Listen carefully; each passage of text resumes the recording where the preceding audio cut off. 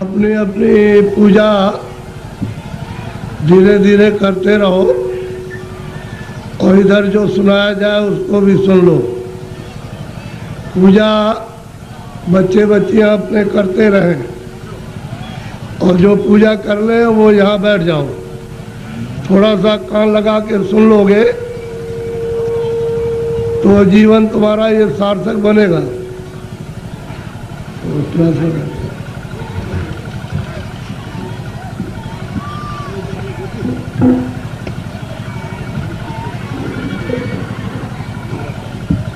दूर कीजिए, दूर।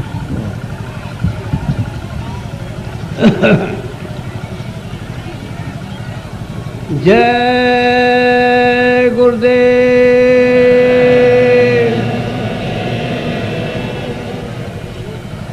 जय गुरुदेव,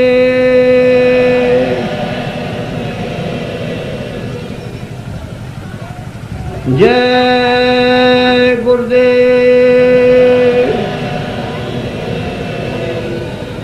जय गुरुदेव। नाम किसका? जय गुरुदेव। नाम किसका? जय गुरुदेव। नाम किसका?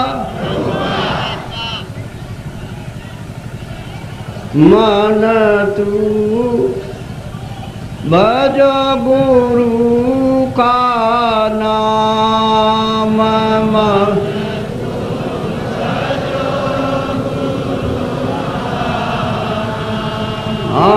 मैं मन तू भजो गुरु का नाम,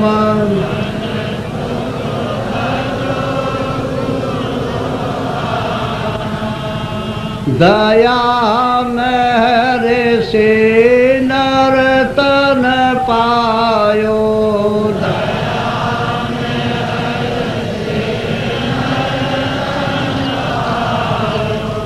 मति करना अभिमान,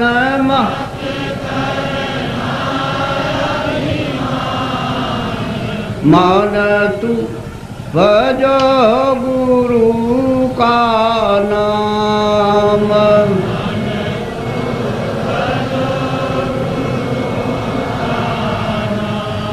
एक दिन खाली पड़ा रहेगा,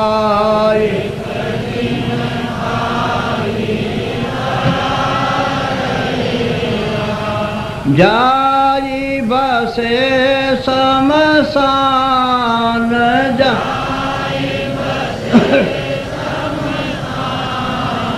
मन तू भजो गुरु का नाम,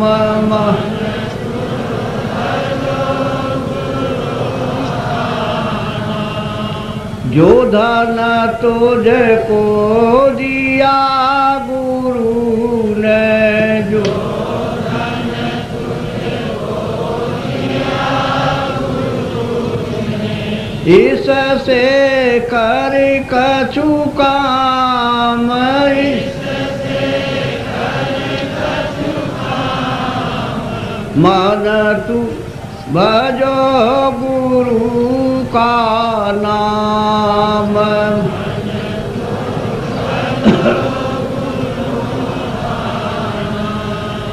अंत समय यो ही लौट जाएगा,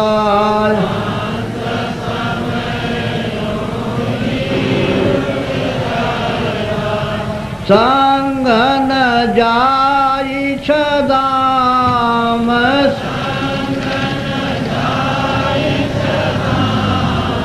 मन तू भजो गुरु का नाम,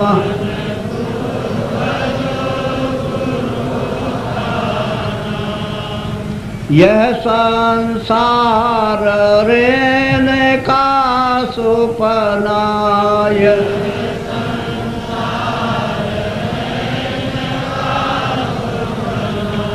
आई किया विश्राम, आई किया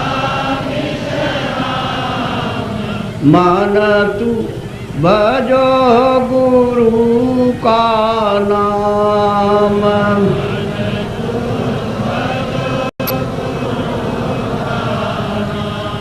चारे देना के संगी सब है,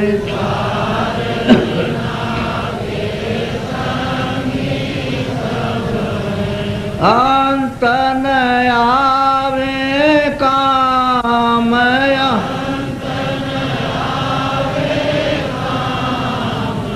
मन तू भजो गुरु का नाम।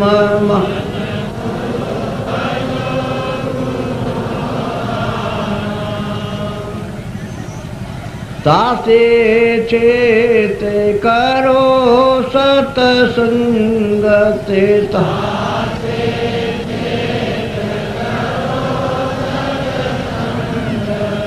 भजन करो आठो याम,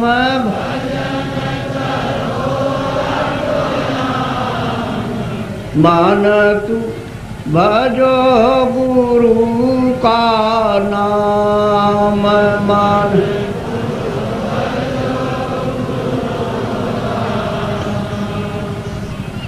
यही भजन तेरे संग चलेगा,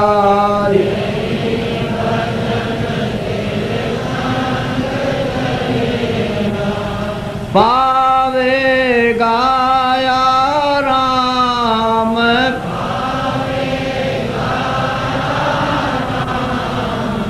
मान तू भजो गुरु का नाम।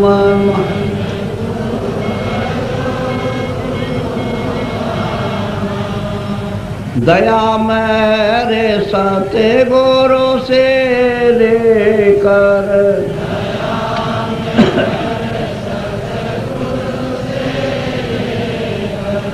चढ़ो तिरकुटी धाम,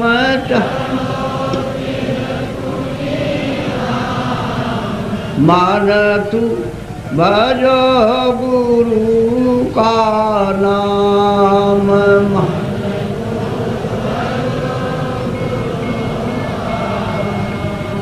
काल कर्म से बंधन छूटेगा,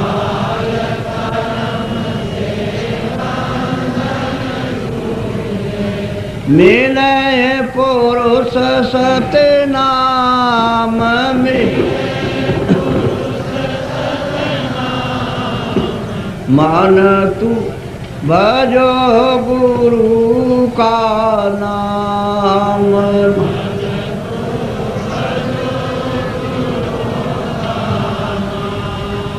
धन्य धन्य गुरुदेव, कृपा सेंद पूरन धनी, नेत करूं तुम सेव, अचल भक्ति मोई देव प्रभु।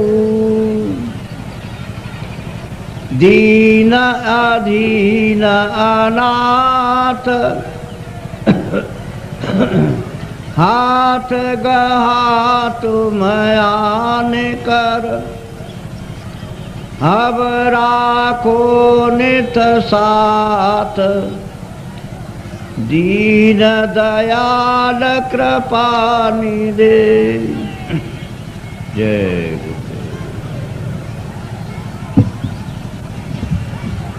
नर नारियों, ये समय बड़े सौभाग्य से कभी कभी किसी को मिलता है, नहीं तो जीवन तो आपका अंधेरे में अज्ञान में व्यतीत हो रहा। दिन में काम करते हो और शाम को घर में बाल बच्चों की सेवा करके सो जाते हो। इतना ही आपका काम और दिन रात का है। इसके आगे ये नहीं सोचना कि मैं कहाँ से आया हूँ और मैं कहाँ जाऊँगा। ये आपको मालूम नहीं होता है कि ये मनुष्य शरीर कितना अमूलक है और ये बार बार नहीं मिलेगा। ये आपको किसी ने नहीं बताया कि इस मनुष्य शरीर का असली काम, असली उद्देश्य है, किस काम के लिए आपको यहाँ मृतलोक में ये दिया गया है। इसको सब लोग बस इस झगड़े झंझट में, खाने पीने में, उठने बैठने में, लड़ाई झगड़े में, इसमें सब बिता देते हो। रात को भी वही संकल्प देखते हो और दिन को भी वही देखते हो। ना आपके हाथ में रात का पड़ेगा और ना आपके हाथ में दिन का पड़ेगा। ये मनुष्य शरीर थोड़े दिन के लिए उसने आपको मालिक ने दिया और ये कहा कि देखो मेरा ये मनुष्य शरीर दिया हुआ ये साफ सुथरा है और तुम इसमें बैठकर अपनी जीवात्मा का कल्याण, अपनी जीवात्मा को भगवान के पास में पहुंचा दो। हमारे मकान को गंदा मत करना, मैं तुमको किराए पर देता हूँ, भाड़े पर थोड़े दिन के लिए, समय पूरा होते ही मैं आ जाऊँगा और तुमको मकान से बाहर निकाल कर और मैं अपना मकान ले लूँगा। उसने ये कहा मेरे मकान में गंदगी मत जमा करना। तो आपने उसके अमोलक मकान को जो आपको दिया गया है उसमें कूड़ा कचरा, पाप और पुण्य, अच्छा और बुरा आपने इसमें भर लिया। अब श्वासों की पूंजी खत्म हो रही है तो वो आने वाला है और सामने खड़ा हो गया कि मकान को खाली कर दो। अभी आप क्या करोगे? उसके सामने होश उड़ जाएगा, आंखें बंद हो जाएंगी, कान बंद हो जाएंगे, जबान आपके मतलब ये वो भी बंद हो जाएगी, बुद्धि जो है वो पागल हो जाएगी, कहेगा निकलो मकान। पहचानना भी बंद, सुनना भी बंद, बोलना भी बंद, समझना भी बंद, और मनुष्य रूपी इस किराए के मकान से जीवात्मा को निकाल करके बाहर करेगा। फिर तुमको ले जाएगा और वहाँ पर हिसाब करेगा कि तुमने कितना पाप किया और कितना पुण्य किया। उसी कर्म के आधार पर तुमको पशु में, पंछी में, कीड़ों में जाकर के बंद कर देगा। फिर ये मनुष्य शरीर आपको नहीं मिलेगा। ये अमोलक उसने आपको ये निधि दी है। हमको ये चाहिए कि इसमें जीवात्मा बैठी उसको जगाया जाए। तो आप किसी से रास्ता पूछते नहीं हो, भाई किस रास्ते से भगवान देखा जाएगा, किस रास्ते से मिल जाएगा। कोई रास्ता है मनुष्य रूपी मंदिर में? तो सबके पास भगवान के पहुंचने का रास्ता मनुष्य रूपी मंदिर में, कहीं बाहर नहीं है कि तुम पूरब में जाओ, पश्चिम में जाओ, उत्तर में जाओ। तुम्हारे मनुष्य मकान में उसके पाने का, देखने का, दर्शन का और जीव को यानी मतलब ये है कि पार करने का इसी से रास्ता।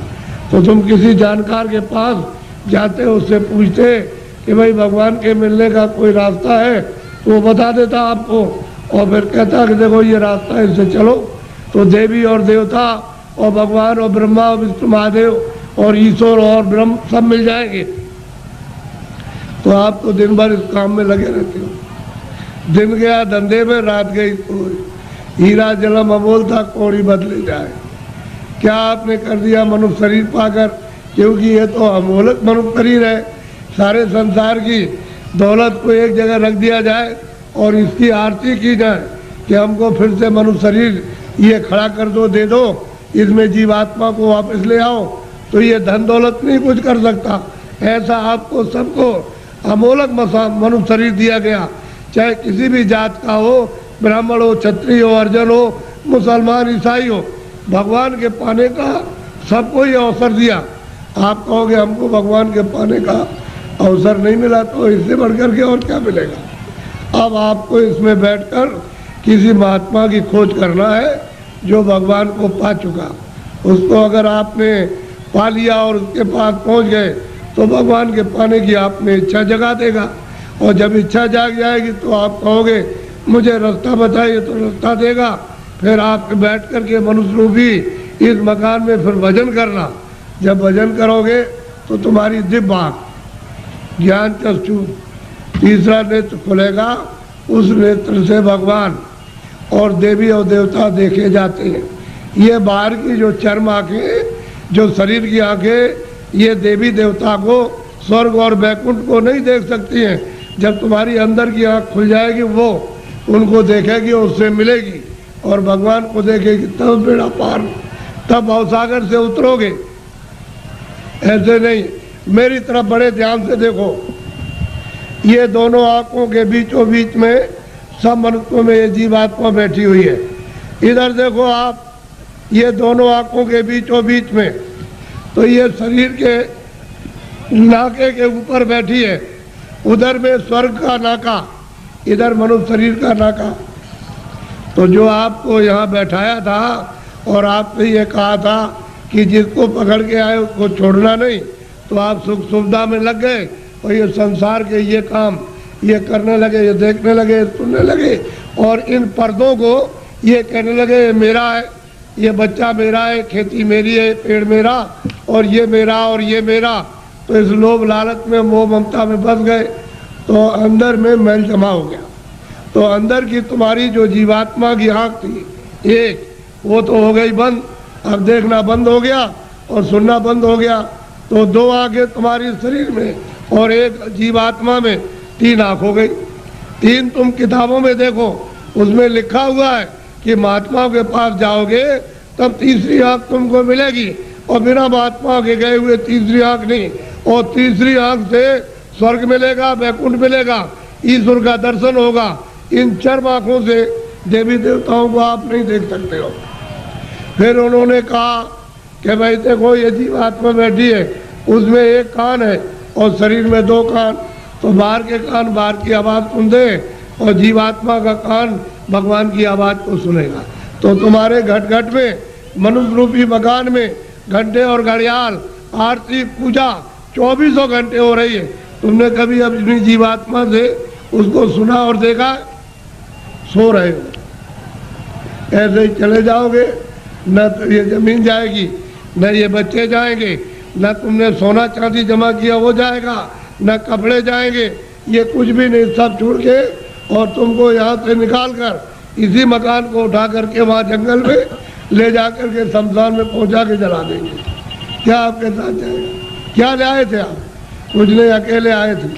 जब जाने लगोगे तो अकेले जाओगे, लेकिन इस माया में, इसमें ऐसे जड़ माया में फंस गए हो कि तुमको अपना होश ही नहीं है कि मैं किस रास्ते से आया हूँ, कैसे वापस जाऊँगा, रास्ता भूल गए। अब महात्मा महापुरुषों की जरूरत है वो रास्ता बताए। बिना उनके रास्ता बताए हुए जो जानता है वही रास्ता मनुष्य रूपी मकान में बताएगा। और तुम्हारा ये जो दिल है, ये हृदय जो कूड़ा कचरा पाप और पुण्य का यहाँ भरा, यहाँ नहीं, यहाँ कूड़ा कचरा नहीं है, ये सब यहाँ पर भरा हुआ, उसको महापुरुष साफ करेंगे और फिर जब सफाई कर देंगे तो मन और बुद्धि और चित्त तुम्हारा निर्मल हो जाएगा। तो जीवात्मा जब साफ होगी तो आँख खुल जाएगी, कान भी खुल जाएंगे, सुनने भी लगना और देखने भी लगना। जब दिखाई देगा तो देवी देवताओं से मिलना भी, उनसे बात भी करना, और जो उसका रचने वाला जो है, जिसने ये सब कुछ बनाया, उस ईश्वर का भी दर्शन साक्षात्कार होगा। लेकिन तुम्हारे मनुष्य रूपी मंदिर में ही उसका घाट है, उसके पास जाने का। ये असली मंदिर है, ये मनुष्य मंदिर है। इसी को जिस्मानी मस्जिद कहते हैं, इसी बाटी को कहते हैं चर्च। इसमें जीवात्मा बैठी हुई और जीवात्मा चेतन है, शरीर जड़ है, इसमें आकर के फंस गई। अब इसको कैसे निकाला जाएगा वो तो महात्मा जब युक्ति बताएंगे, रास्ता बताएंगे, तो धीरे से ये जीवात्मा मतलब ये जाग जाएगी और निकल के बाहर शरीर से बाहर खड़ी हो जाएगी। कैसे खड़ी होती है? जैसे मृत्यु के वक्त में जबरदस्ती निकाल के बाहर कर दिया, शरीर ये पड़ा।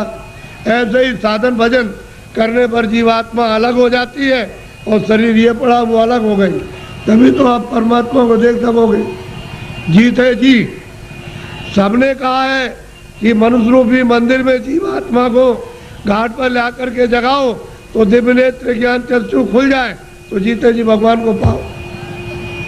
अरे भाई, मीरा ने जीते जी पाया, तुलसीदास ने जीते जी पाया, रैदास जी ने जीते पाया। जब कलयुग में इन लोगों ने जीते जी बहुत महात्मा महापुरुषों ने और सेवकों ने प्राप्त कर लिया, वैसे आप भी कर सकते हो। लेकिन कोई महापुरुष प्राप्त करने वाला मिलना चाहिए। वो नहीं मिलेगा तो जीवन अपना ऐसे ही चला जाएगा। ये जो आप कर्म करते हो ये इंद्रियों का बाहर का कर्म है, जड़। तो जड़ कर्म से जड़ चीज मिलेगी। जड़ कर्म करोगे, इंद्रिया जड़ है, आँख भी जड़ है, कान भी जड़ है, मुख भी जड़ है, हाथ भी जड़ है, पैर भी जड़, ये सारा शरीर जड़ और ये सब सामान जड़ है। तो तुमने जड़ की पूजा, जड़ की प्रार्थना, जड़ का काम और जड़ के कपड़े और जड़ का जल और जड़ की अग्नि, जड़ की वायु, ये सब जड़ का, तो आप इसमें फंस जाओगे तो आपको जड़ चीज मिल जाएगी। और इस जीवात्मा को जब जगा लोगे मनुष्य मंदिर में तो फिर आपको चेतन मिलेगा। जीवात्मा चेतन है, चेतन का चेतन से भजन करोगे तो चेतन मिल जाएगा। ये जड़ है, शरीर जड़ और ये सब साधन सामान जड़। तो आप लोग इसमें उलझ गए और फंस गए। लेकिन ये पूजा जो सच्ची है, आत्म पूजा, परमात्म पूजा, ये आत्मा की और देव पूजा, वो तो आप नहीं कर पाते। वो तो मनुष्य रूपी मंदिर से उसका रास्ता है, तब आपको मंदिर मिलेगा। वो तो चमकता है मंदिर, वो तो रोशन मंदिर है। वहाँ तो अंधेरा होता नहीं है, वहाँ तो बिजली जलती नहीं है, सूरज निकलता नहीं है, वहाँ मतलब वहाँ रात्रि होती नहीं है, इस तरह के पाप और पुण्य नहीं। ऐसे मंदिर में पहुंचकर अपनी जीवात्मा से मनुष्य रूपी मंदिर में उसकी पूजा करो, सच्ची चेतन पूजा, तो जीव कल्याण हो जाए सदा के लिए, ये मुक्त हो जाए, छुटकारा पा जाए। और तुम सच्ची पूजा नहीं करोगे तो इसमें फंस जाओगे, तो आपको क्या मिलने वाला? अरे पाप और पुण्य इसका फल पा जाओगे। आप तो पुण्य करते नहीं हो, पापी पाप दिन और रात करते हो, तो बताओ कैसे तुमको फिर ये मनुष्य शरीर मिलेगा और कैसे भगवान मिलेगा? उसने तो कहा मन और बुद्धि और चित्त है ये निर्मल, और अंतःकरण निर्मल जिसका हो जाएगा वो मुझको प्राप्त कर ले। तो आपने तो मन बुद्धि चित्त है, अंतःकरण निर्मल नहीं किया। ये तो काम क्रोध लोभ और मोह और अहंकार में फंसे रह गए। इसमें इस गंदगी को अपने ऊपर लाते रहे, पहाड़ों की तरह से लाद लिया, तो इसको उतारेगा कौन?